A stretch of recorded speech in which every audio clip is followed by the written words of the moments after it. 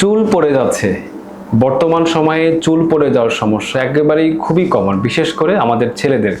কারণটা হইল আমরা আমাদের চুলে যে পরিমাণ শ্যাম্পু ব্যবহার করি সেই পরিমাণ কিন্তু তেল ব্যবহার করি না, যার কারণেই চুল পড়ে যাচ্ছে। তো যেটা করতে হবে, তেল দেওয়ার পরিমাণ বাড়াইতে হবে এবং চুলে শ্যাম্পু দেওয়ার পরিমাণ কমে ফেলতে হবে।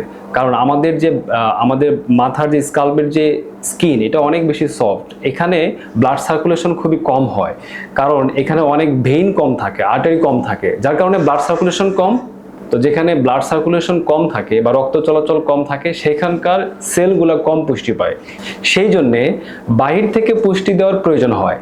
তাই তেল হচ্ছে সব থেকে ভালো চুলের জন্য, কারণ তেলের মধ্যে অনেক বেশি পুষ্টি গুণ থাকে যেগুলো চুলের জন্য ভালো।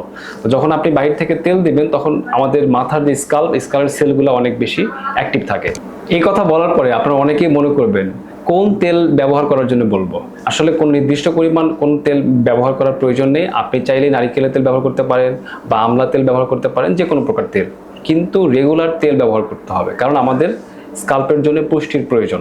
আজকে এ পর্যন্তই, ভালো থাকবেন, ধন্যবাদ, আসসালামু আলাইকুম।